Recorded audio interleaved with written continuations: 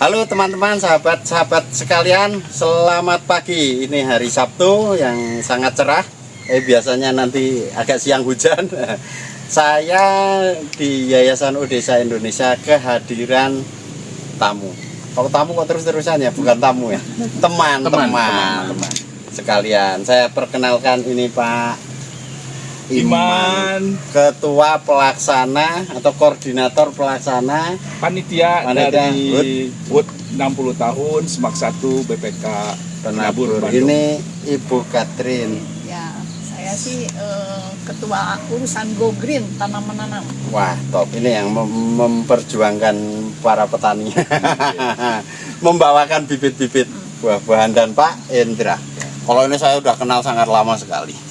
Dan sudah sangat sering kesini. Ya, Hendra itu di ketua alumni. Bapak-bapak dan ibu ini hadir ke Odesa untuk mendatangi bibitnya yang dibelanjakan oleh Kang Ujang dan Pak Toha. Itu ada beberapa petani lagi kerja bakti. Nah, sekedar info, ini bibit-bibit ini nanti akan kita bagikan kepada para petani sebagai kegiatan amal sosial untuk 3 manfaat. Satu, manfaat lingkungan, ekologi, karena Bandung Utara mengalami kritis, puluhan ribu hektar itu tanahnya tidak sehat, sakit. Tanah yang sakit itu tanah yang untuk tempat pertanian monokultur. Jadi kita akan ubah menjadi pertanian yang polikultur. Ya, itu desain pemikiran kita sejak Yayasan Odesa Indonesia berdiri seperti itu.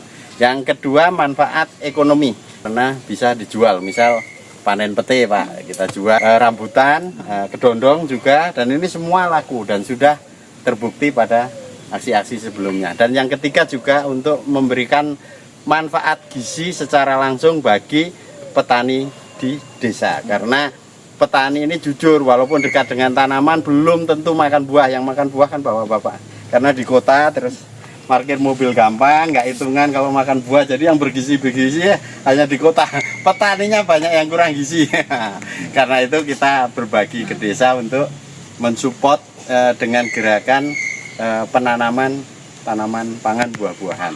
Dan tentu saya mengucapkan terima kasih sebanyak-banyaknya kepada alumni SMA BPK Penabur. Ini beliau usia berapa Pak sekarang? 70. 70, masih ke bukit, jalan kaki. Kemarin jalan kaki lebih 20 kilo ya.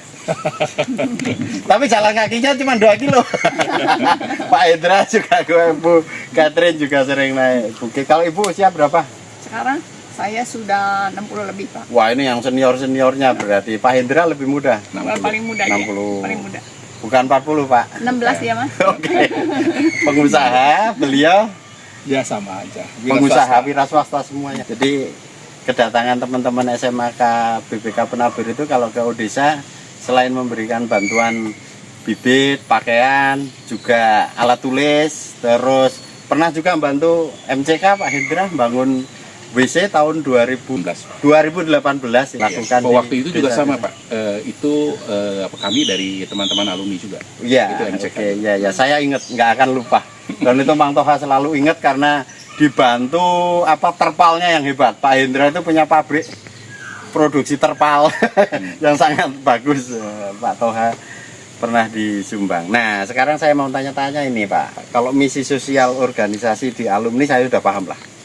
Secara pribadi, kalau Pak Hendra menaruh kepedulian terhadap satu petani, terus ekologi dengan pohon-pohon seperti ini, maksud dibalik itu, pikiran Pak Hendra itu ada apa? Kenapa memilih amal ini?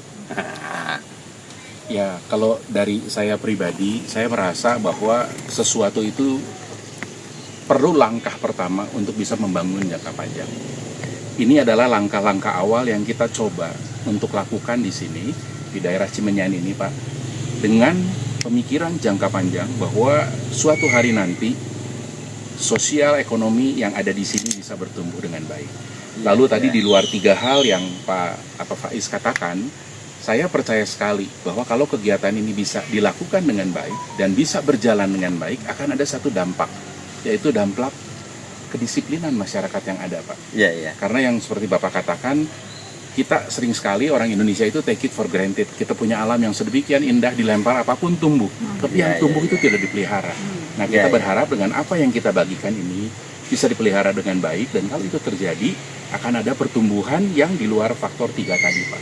Jadi saya berharap di luar sosial ekonominya, jangka panjang masyarakat di sini akan tumbuh dengan baik dengan semua kepribadian dan awareness yang ada. Itu. Oke, keren ya, argumentasinya hebat. Pengusaha bukan nyari duit aja, tapi mau berpikir ekologi kemasyarakatan juga. Kalau dari Bu Catherine kan ini membackup Pak Hendra, membackup Pak Iman dalam kegiatan ini. Bagaimana Bu? Saya kepengen tahu ceritanya. Yang namanya ngumpulin orang, apalagi keluar uang, maksudnya berdonasi, itu enggak gampang. Saya ngerti, sedekat apapun kita. Tapi bagaimana ini Ibu bisa mempengaruhi teman-teman untuk sepakat mengambil kerja ekologi? Kami coba gitu ya Pak, dengan pelan-pelan. Kan sebelumnya sudah ada video-video, terus mengingatkan juga bahwa ini perubahan alam sebenarnya beberapa tahun terakhir ini kan kerasa banget. Panas, banjir. Banjir, kalau banjir sih udah dari dulu ya Pak. Cuman yang namanya panas itu sudah terasa gitu. Jadi diingatkan terus menerus gitu. Kemudian ya pendekatan pribadi satu-satu gitu, diingatkan ya per angkatan. Jadi ini di alumni ini kan banyak angkatan.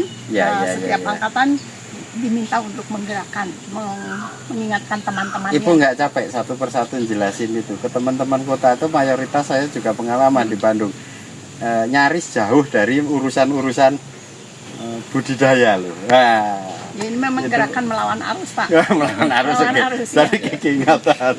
Sabar juga menjelaskan satu persatu. Ya, tapi beruntung saya punya teman-teman di alumni ini yang semangatnya luar biasa. Jadi mereka juga bergerilya. Ada nggak yang tanya ngapain petani disumbangkan? Mereka mau nanam nanti hasil panennya dibagi atau gitu, sampai ke situ nggak?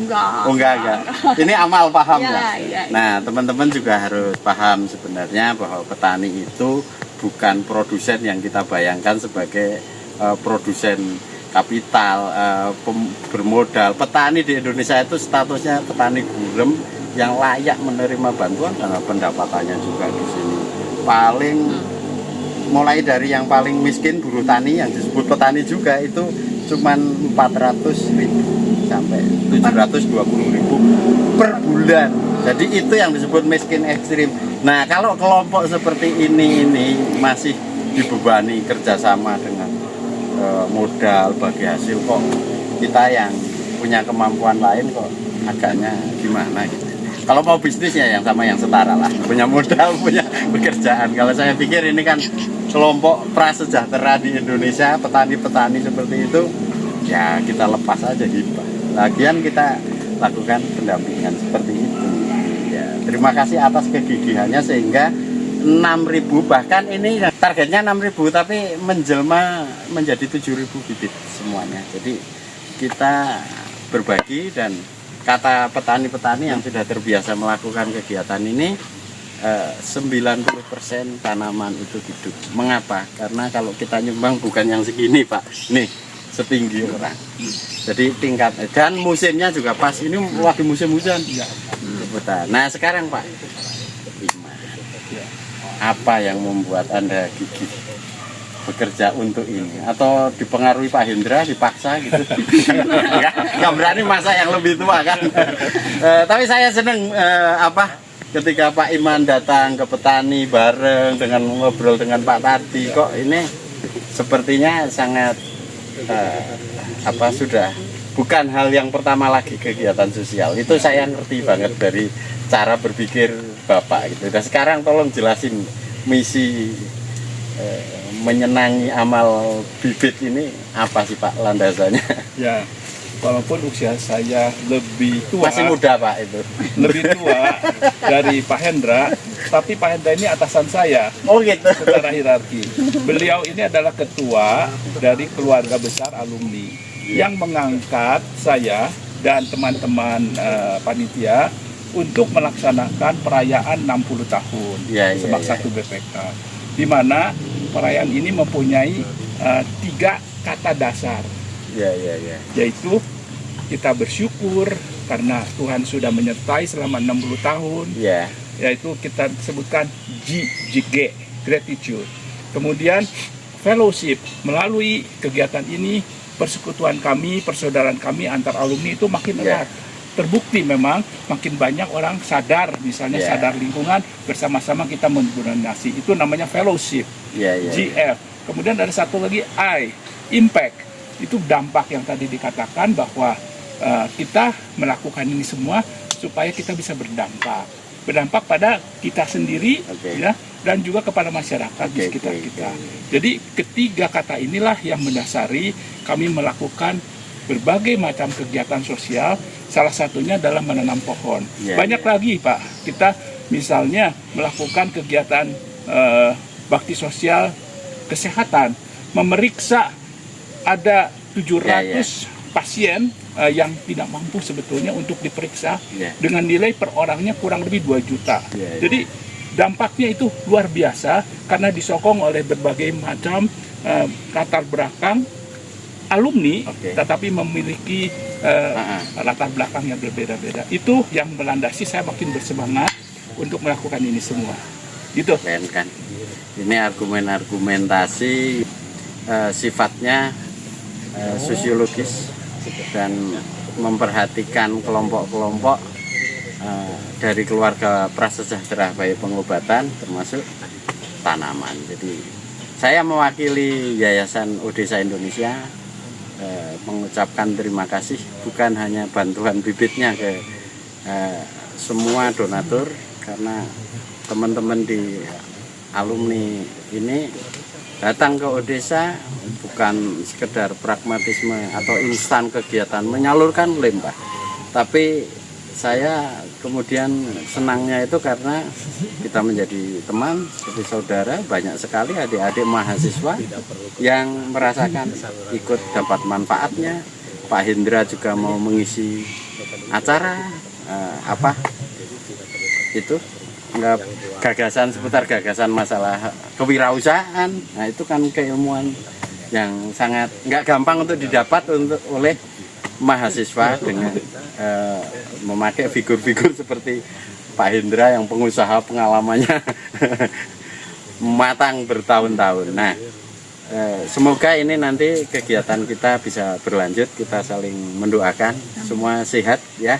Petani senang sekali dampaknya, tapi harus jangan hanya lempar bantuan Pak. Tetap nanti walaupun aksi tanam kita November ini selesai, nanti kita coba sering berkomunikasi lagi, karena kita kan nggak kebayang Pak Iman jadi kenal Pak Toha kan, yang di pinggir hutan, yang Pak Hendra jadi sama Kang Ujang jadi kenal, itu meluaskan empati kita, yang tadinya kalau empati kita di ruang lingkup terbatas, katakanlah teman-teman yang di gereja hanya ruang lingkup gereja, kalaupun dilebar-lebarkan juga tidak akan jauh-jauh dari kampungnya, sekarang bisa masuk ke pinggir hutan dan di sini kita membina bersama. Nah justru itu Pak, kami itu bersyukur karena ada Yayasan Odesa yang memfasilitasi kami semua itu. Jadi ini pun kami bersyukur dan terima kasih, sehingga apa yang ada dalam hati sama-sama bisa dilakukan melalui Yayasan Odesa. Nah ini ya memang kita sengaja setting jembatan itu perlu dilakukan, makanya Yayasan Odesa kalau melakukan sendiri ya selain tidak punya duit juga kita ada yang mengambil peran nyari dana, entah keahliannya entah kesempatannya kita manfaatkan. Tapi saya sebagai pengurus di Yayasan Odesa juga sangat bertanggung jawab bagaimana ini bantuan dari teman-teman ini kalau ke desa jangan hanya lempar tinggal pergi. Itu nanti apa bedanya kalau kita di pinggir jalan terus diketok-ketok pintu mobilnya terus dikasih kayak gitu, ya membantu baik, tapi dampaknya kan tidak ada. Tapi kalau di tangan Mang Toha dan teman-teman kan jelas wujudnya. 2 tahun 3 tahun kita datangi lagi, bibit ini sudah mengeluarkan buah, dan anak-anak di desa-desa yang kurang nutrisi dari buah mereka mengonsumsinya. Sekali lagi terima kasih dan salam.